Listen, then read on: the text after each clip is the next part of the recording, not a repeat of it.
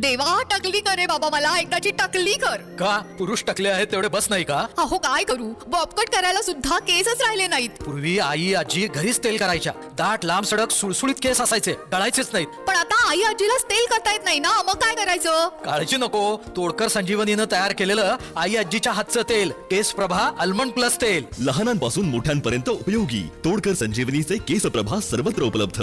ना याचं ना त्याचं, आमचं तेल आई आजीच्या हातचं.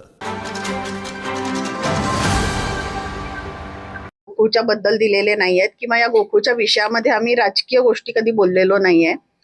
कसं आहे, कारण याचं राजकीय भांडवल करायचं नाहीये. ही रुटीन, जसं मी म्हटलं, ही रुटीन प्रोसेस आहे, ती रुटीन होऊ देत. पुढे भूमिका आमची अशी राहील की जोपर्यंत कच्ची मतदार यादी फायनल होत नाही, कारण काही संस्था या न्यायालयात गेलेल्या आहेत, काही या DDR कडे गेलेल्या आहेत, काही सहकार न्यायालयात पेंडिंग आहेत केसेस. त्यामुळे ही सगळी न्यायप्रविष्ट बाब आहे, याच्यामध्ये बोलणी न केलेली बरी.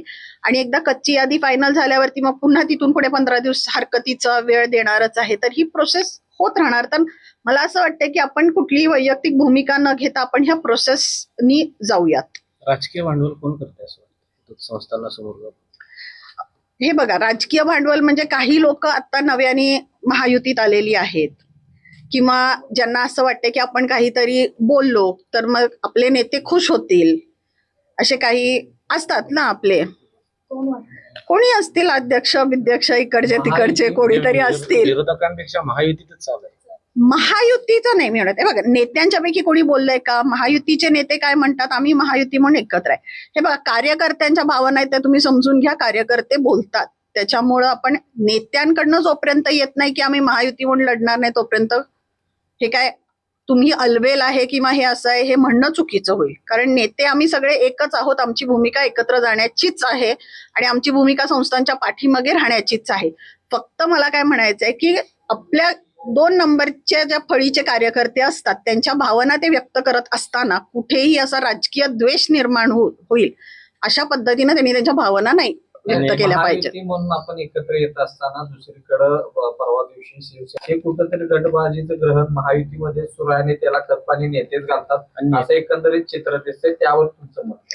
हे बघ, संस्था जेव्हा रजिस्टर झाल्या तेव्हा कुठल्या पक्षाचं तोंड बघून संस्था रजिस्टर होत नाही की या राष्ट्रवादीच्या संस्था आहेत म्हणून यांना रजिस्टर करा, ह्या भाजपच्या आहेत म्हणून यांना करू नका, असं होत नाही. संस्था उपविधीच्या अटी पूर्ण करतात ती संस्था रजिस्टर होते. मग ती संस्था कुठल्या तालुक्यातली आणि कुठल्या पक्षाला मानणारी आहे हा भाग नंतरचा असतो.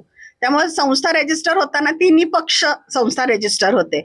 आता त्या भागातले कसं होतं की जेव्हा माझ्या आता समजा हातकणंगले तालुक्याचं प्रतिनिधित्व मी करते, त्यामुळे हातकणंगले तालुक्यामध्ये अशा संस्था असतील त्या नॅचरली माझ्याकडे येणार आहेत दाद मागायला. तसा इतर तालुक्यातल्या संस्था ह्या त्यांच्याकडे जाणार आहेत. जास्तीत जास्त जिकडच्या संस्था असतील ते त्या त्या तालुक्यातल्या नेत्यांच्याकडे जाणार. त्यामुळे महायुतीचे नेते म्हणून त्यांच्याकडे सुद्धा काही संस्था जाणं स्वाभाविक आहे आणि त्या पद्धतीनं ते काल आले होते असं मला वाटतं. नेते कार्यकर्त्यांची नाराजी दूर करायला कमी पडतात. हे बघ, माझं स्पष्ट मत आहे की याच्यात राजकीय काही नाहीये, हे रुटीनचा भाग आहे. ज्या नेत्यांच्याकडे आपले कार्यकर्ते किंवा ज्या दूध संस्था हे सगळं मागणी घेऊन गेलेल्या आहेत त्यांचं सुद्धा तेवढंच काम आहे त्यांना चांगल्या पद्धतीने या गोष्टी समजून सांगणं की हा रुटीनचा भाग होऊ दे, हे इलेक्शन लागू दे, आम्ही तुम्हाला न्याय मिळवण्यासाठी प्रयत्न करतोय आणि हे सगळं व्यवस्थित त्यांना समजून सांगितलं होती, त्या समजून घेतील. कुठेतरी मला असं वाटतंय जेव्हा या संस्था रजिस्टर झाल्या तेव्हा त्यावेळच्या तत्कालीन संचालकांनी सुद्धा त्यांना ते सांगणं गरजेचं होतं की कुठले उपनियम आहेत आणि त्यामुळे त्या रजिस्टर होऊ शकतात नाही होऊ शकतात. प्रशासनाची पण मी तेवढी चूक आहे म्हणते. इनफॅक्ट MDंनी सुद्धा हे सांगणं खूप गरजेचं होतं संस्था रजिस्टर करताना की हे उपविधी आहेत आणि या पद्धतीनंच तुम्हाला 5 वर्षानंतर मतदानाचा अधिकार मिळू शकेल. त्यामुळं एखादी संस्था रजिस्टर करायची म्हणजे तिला खूप कष्ट असतात नाही का, कागदपत्र सगळी गोळा करायची असतात आणि मग त्या संस्थेचा दूध पुरवठा तेवढा दाखवावा लागतो.